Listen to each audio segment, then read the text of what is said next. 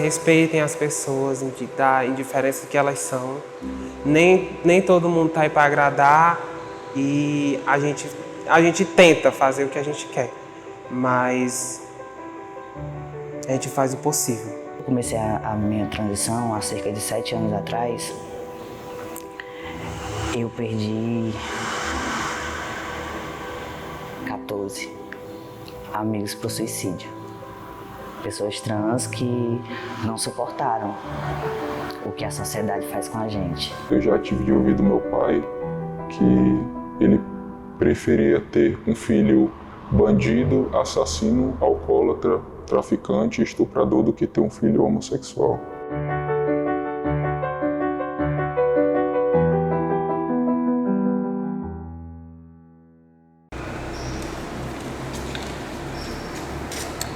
Olá, tudo bom?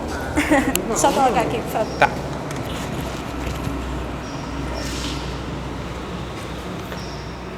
Pronto, é Francisco Jefferson Rodrigues de Lima e eu tenho 21 anos.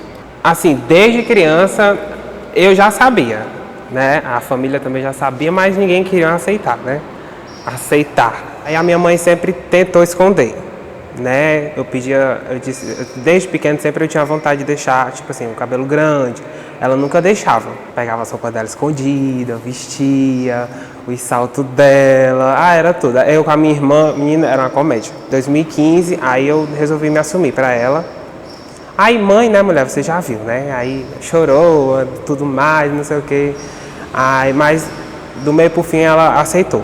Eu perdi ela em 2017. Aí depois do que ela faleceu, eu fui morar com a minha tia. Aí não deu muito certo, eu fui morar com a minha avó. Aí também não deu certo, porque minha avó não me aceitava. Quer dizer, ela não me aceita, ela só me respeita. Eu queria saber se você pensou em desistir de se assumir, né?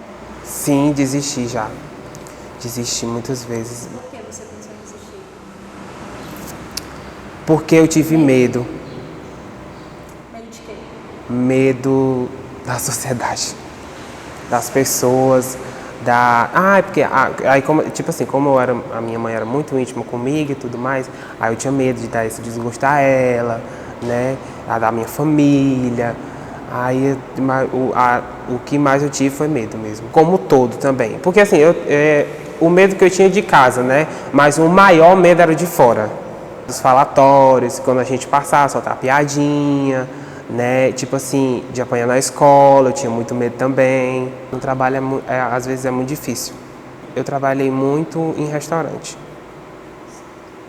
Aí você sabe que para atender público, né, é muito complicado.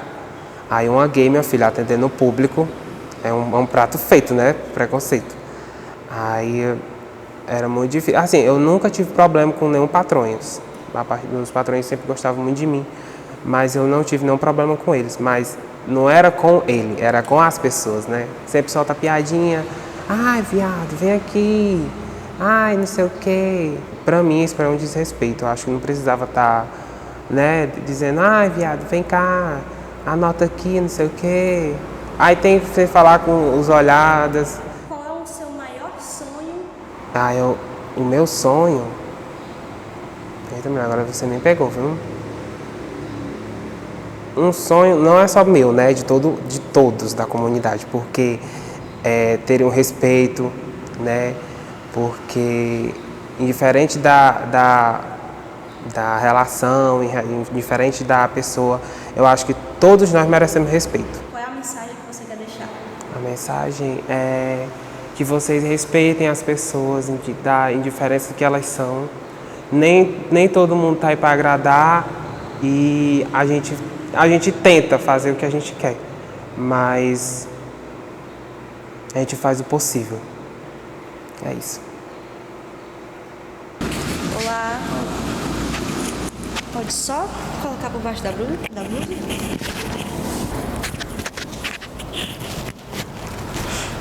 Eu me chamo Vinícius Acauã, 29 anos.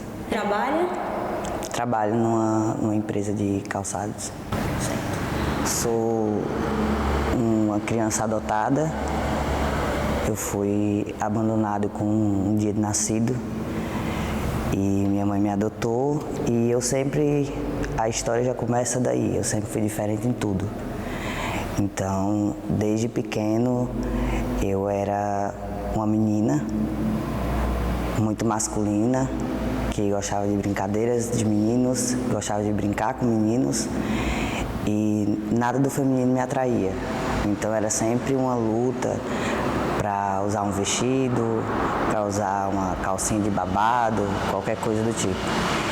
E fui crescendo, nasci em 93, então fui crescendo ali naquela década de 90, onde não se ouvia falar em pessoas trans ou homossexuais mesmo, era muito difícil de se ouvir. E fui crescendo nesse tempo de onde eu era o diferente em tudo. Hoje eu tenho consciência que eu fui uma criança trans. E quando eu era criança, eu tenho nas minhas lembranças que era muito natural. Queria vestir cueca, eu vestia as cuecas dos meus amigos, alguma coisa do tipo assim. E na infância era natural porque eu não tinha entendimento. Quando eu passei para a faixa dos 11, 12 anos, aí eu comecei a entender mais ou menos em relação à minha sexualidade. Na faixa dos 22, mais ou menos, eu comecei a me questionar sobre meus seios. Eu lembro que eu batia assim e eu falava, não combina, cara. Tudo era bonitinho, mas quando eu olhava aqui pra cima, assim, não combinava. Tinha alguma coisa em excesso. E eu lembro que na época eu namorava uma menina e eu comentava, tu já imaginou se eu tirasse, só como ficar bonito, reto e tal? E ela falava assim, cara, não tem como. Não acontece. E a partir ali dos 24, mais ou menos, eu acabei me relacionando com outra pessoa que já tinha se relacionado com um homem trans. E aí comecei a me abrir, contar um pouco sobre mim, sobre como foi minha vida. E ela falou assim, cara, eu acho que você é trans. E ela falou assim, ó, vou te contar a história do meu ex. E ela me contou como ele era e tudo mais. Eu falei, cara, eu acho que é por aí. E aí fui pro YouTube. E no YouTube, por incrível que parecesse, era uma coisa que eu tinha acesso sempre. Comecei a seguir um rapaz em que ele mostrava do primeiro dia, assim, que ele assumiu, a troca de nome, tudo, até a cirurgia dele, já de barba. E quando eu assisti, eu falei, mano, é isso. Finalmente, assim, achei. Nunca foi algo doloroso, nunca foi algo estranho. Eu não quis me colocar no papel de que eu odeio o meu corpo, eu nasci no corpo errado. Não, eu nasci no corpo certo, porque eu não queria ter nascido cis. Eu tenho orgulho de ter nascido trans. Deve ter cerca de 6 meses para 8, nessa faixa assim. Eu consegui fazer a retificação de nome, foi o início de tudo. Porque uma coisa é como você se vê e como você se veste ou algo do tipo, mas outra coisa é quando a sociedade vai ter que lhe enxergar. Porque a partir do momento que eu conseguir meus documentos, aonde eu chego, elas vão ter que me respeitar, elas são obrigadas a me respeitar. Eu acho que para mim é uma resiliência sem fim, porque essa é a segunda vez que eu nasço de novo. Na época que eu descobri com essa minha ex, eu chamei minha mãe para conversar, porque eu já tinha ali cerca de 23 anos, 24, então para mim já estava passando muito da idade de cuidar na vida, né? E eu cheguei para contar para ela e na época meu pai estava muito doente do coração e quando eu contei para ela, de início foi aquela coisa assim, mas isso não existe. Mas como? Você vai botar uma barba? Aonde? Como é que você vai fazer isso? Depois de pelejar um pouco para explicar, ela disse assim, ó, eu não tenho problema, eu nunca me importei com a sua vida. Você sempre fez o que você quis e nunca tive preconceito com nada, mas eu queria pedir para você esperar. Espere seu pai morrer. Na época, meu pai estava muito doente e todo mundo achava que ele não durava muito tempo. Seu pai é muito bruto, isso não vai dar certo, se ele souber, ele está doente. Espere seu pai morrer. Vivi por um tempo aquela vida de ou eu torcia para o meu pai morrer para viver minha vida, ou eu parava de viver minha vida e torcia para o meu pai viver mais muitos anos. E ele ainda viveu 2 anos, graças a Deus. Passou 2 anos aí, ele teve uma grande melhora. ficou bem, mas foram 2 anos em que eu me privei de novo e me guardei de novo. Eu já estou com 29 anos, agora que eu estou com, por exemplo, 1 ano de hormonização. Então, se eu tivesse começado ali nos 18, 19, muita coisa teria sido diferente. 2 anos depois ele faleceu e eu ainda esperei mais cerca de, pertinho de 1 ano, para tocar no assunto com ela de novo. Foi um luto muito difícil. Depois que ela já estava um pouco melhor, eu cheguei e falei, olha, tá na hora, não tem mais o que esperar. Ela acreditava que, por exemplo, a minha Barbie ia nascer quase 10 anos depois. Nossa, demora muito. E com 2, 3 meses eu estava com pelo no rosto. E de início, assim, quando ela começou a ver que as mudanças eram muito rápidas, ela deu uma assustada. E ela ficou um pouco, mas já? É sério? É agora? Eu falei, mãe, acostume. Vai ser assim, vai crescer mais e vai mudar mais coisas. E hoje eu tô aí na busca pela mastectomia, tô na luta aí. Deus quiser, final desse ano eu consigo. E ela tá junto. Ia fazer uma viagem, já cancelou a viagem para cuidar de mim na cirurgia. Eu e meu pai, a gente sempre foi o oposto. E ao mesmo tempo, o mesmo. Porque a gente era tão igual, que a gente se chocava o tempo todo. Eu sempre fui essa pessoa que eu bato de frente, eu combato as coisas, eu nunca aceitei algo que eu não concordasse. Se eu visse que estava errado, eu bati de frente. E o meu pai, ele era muito, muito complicado, porque ele era muito preconceituoso. Meu pai era preconceituoso, era racista. Na época que ele estava adoecido, como ele já tinha mudado várias coisas, eu acho que depois também que eu me assumi como lésbica, ele deu uma acalmada, acho que para tentar me respeitar um pouco. Quando você perde uma pessoa,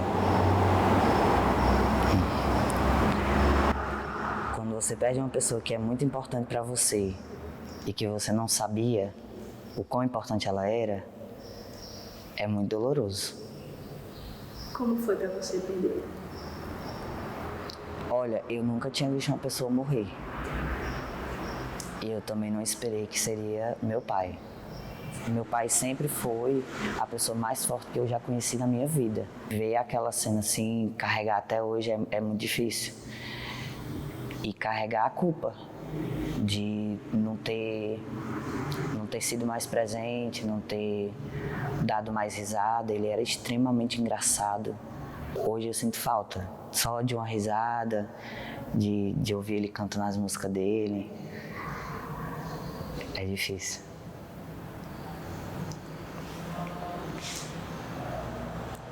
Você me disse no começo que trabalhava em uma empresa.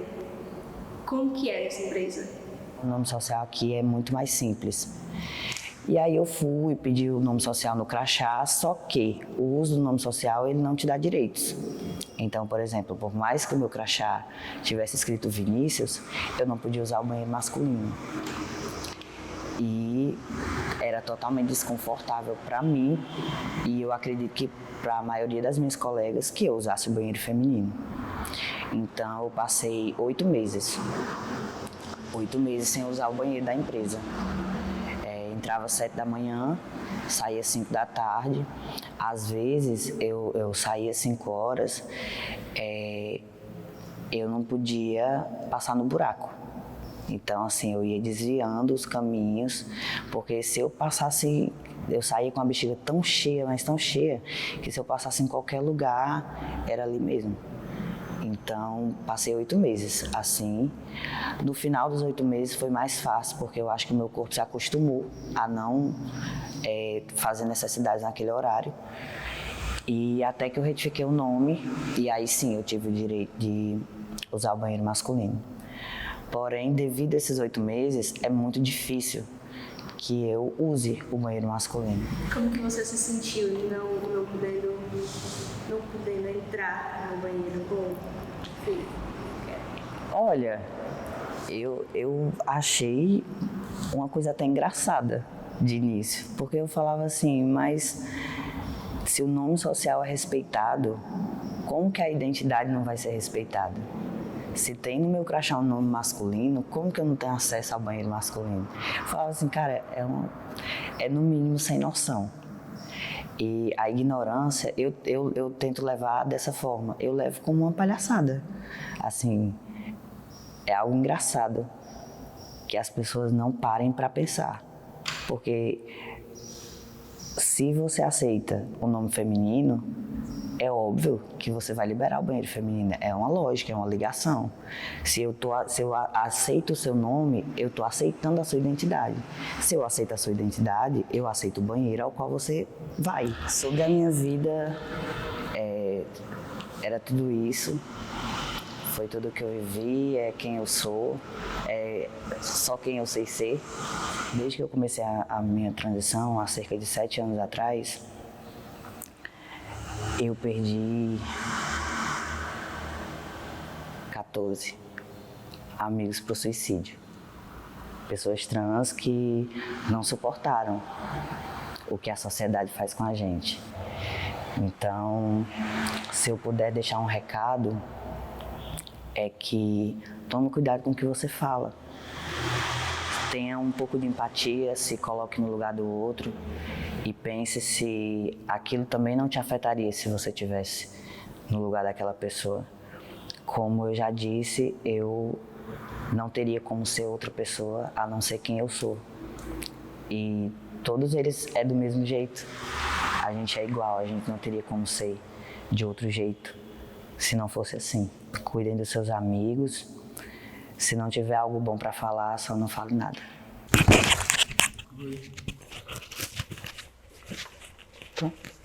João Paulo Silva da Costa, 22 anos. Nasci e cresci em um ambiente familiar muito conservador, cristão. Eu sempre fui muito limitado e forçado em questão da minha liberdade. Tive que me submeter também a sempre estar na igreja evangélica, me congregando. Eu sofria muito isso, sabe? Porque eu sempre fui, desde pequeno, aquele menino mais retraído, mais calado, mais na dele. E por eu ter essa diferença dos outros, eu sempre sofri. Não só na minha família, mas também na escola, com os meus amigos. Sempre sofria bullying.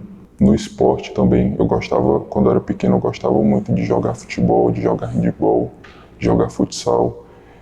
Só que os treinadores sempre me excluíam, sempre brigavam comigo, falavam alguma coisa, aí eu acabei perdendo gosto assim, por esses esportes. Já teve vezes na escola de eu sofrer agressão no banheiro, agressão psicológica sempre teve, mas por parte da minha família. A pressão psicológica que eu sofria na minha casa era muito grande. Muito grande. Eu já tentei suicídio 3 vezes por conta disso. Eles brigavam, falavam sobre o meu jeito, isso antes deles saberem, né, da minha sexualidade. Eles sempre me restringiam, sempre brigavam comigo. Eles não deixavam eu andar com pessoas com quem eu gostava, com os amigos que eu gostava. Eles queriam que eu fizesse como se eu fosse um robozinho, sabe? Como se eu fosse um bonequinho que tivesse que me comportar do jeito que eles quisessem, como se eu não tivesse vontade própria. E era essa vontade própria que eu tinha, que eles restringiam, que me fazia sofrer muito. Eu já tive de ouvir do meu pai que ele preferia ter um filho bandido, assassino, alcoólatra, traficante, estuprador, do que ter um filho homossexual.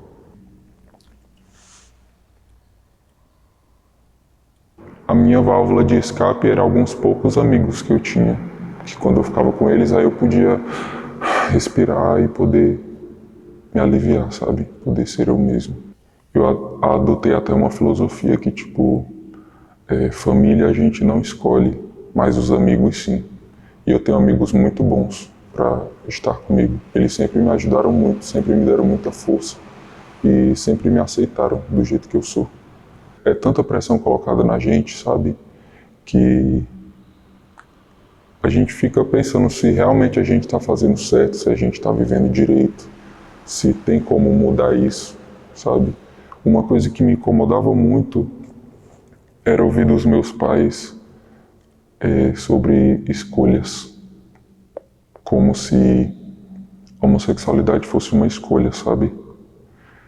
E era muito incômodo ouvir isso, era muito doloroso.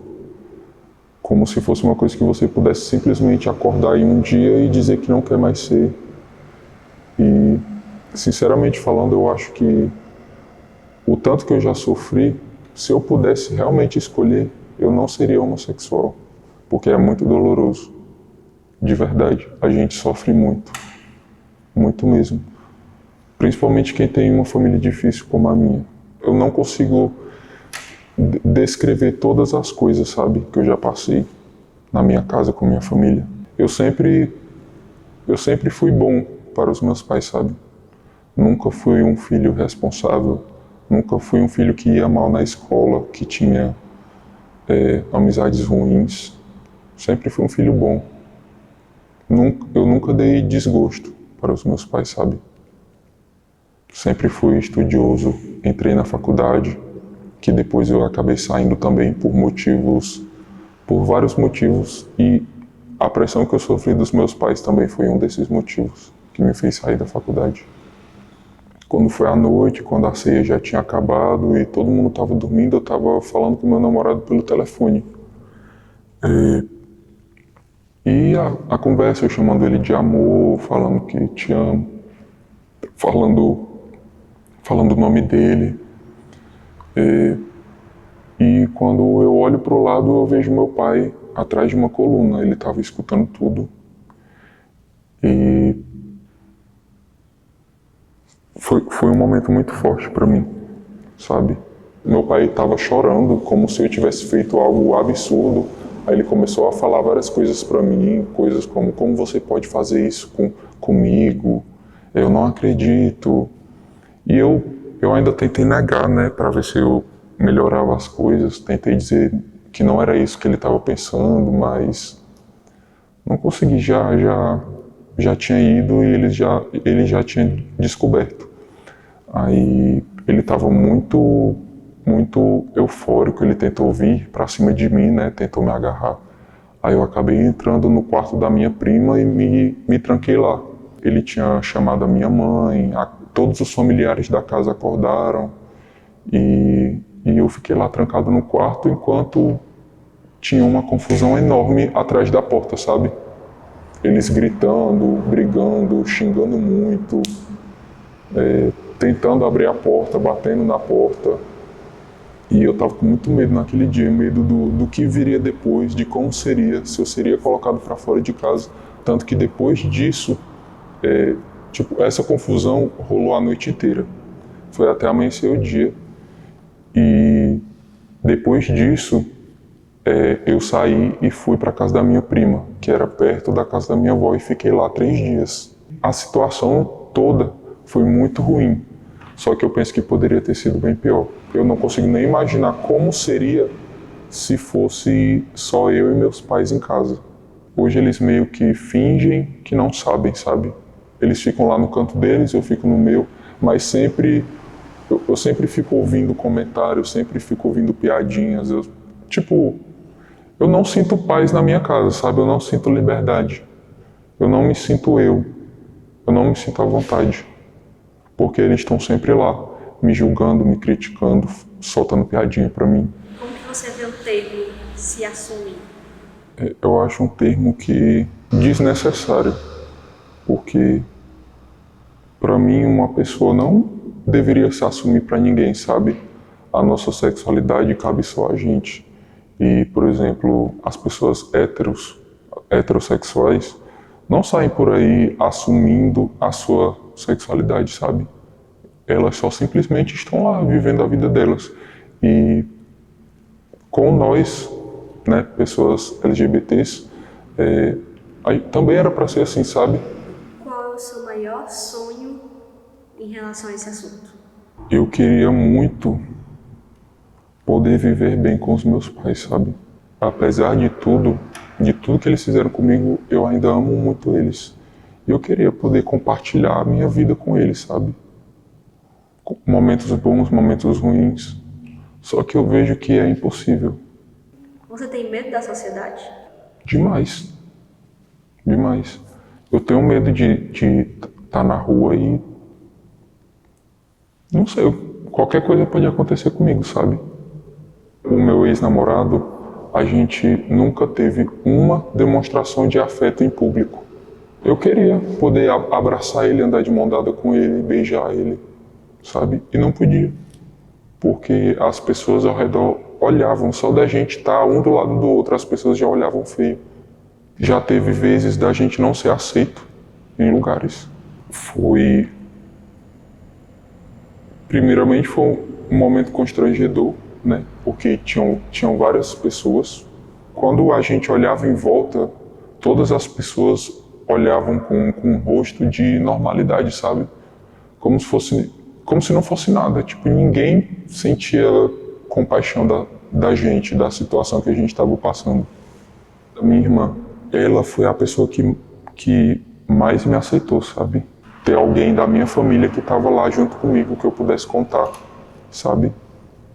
E também era reconfortante saber que a minha irmã teve a mesma criação que eu, pelos meus pais, e que foi muito bom para mim saber que ela não absorveu, não replicou os comportamentos ruins que os meus pais transmitiam, sabe? Se não fosse por ela, eu não estaria mais vivo hoje. Eu já teria me matado há muito tempo. Teve um dia que a gente teve uma discussão, eu e meus pais, uma discussão muito forte. E eu fiquei muito mal no meu quarto. E eu não estava aguentando mais, sabe? Não estava. E eu ia me levantar, ia na cozinha pegar uma faca e enfiar a faca no meu peito. Literalmente. Porque eu não estava aguentando mais a dor que eu sentia no meu coração. Mas isso não anula todo o sofrimento que eu passei, sabe? As pessoas lidam com as coisas de formas diferentes. E o que eu passei foi muito doloroso, eu não desejo para ninguém. Eu tentei me matar, a primeira vez que eu tentei me matar foi com remédio.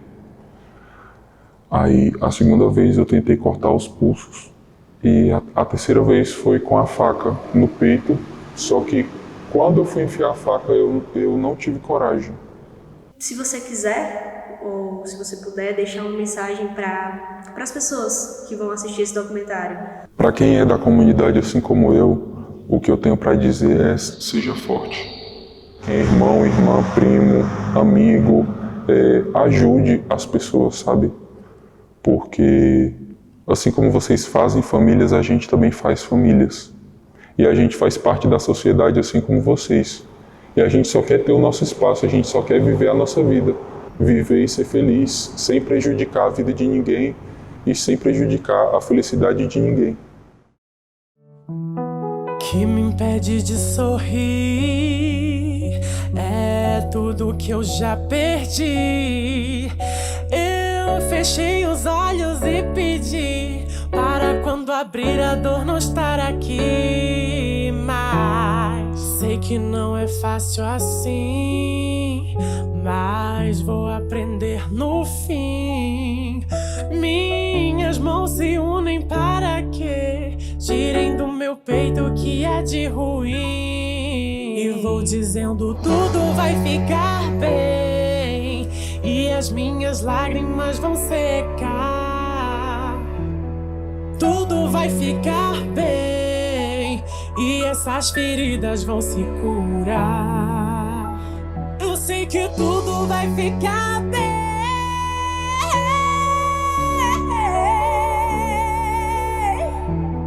Tudo vai ficar bem.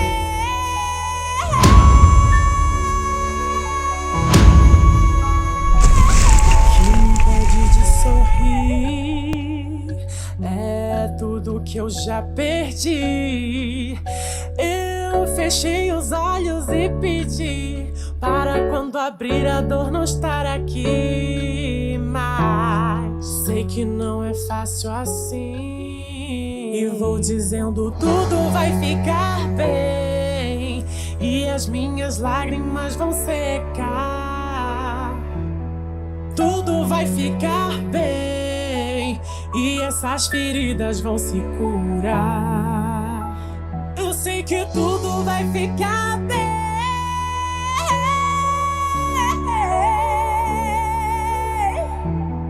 Tudo vai ficar bem. Tudo vai ficar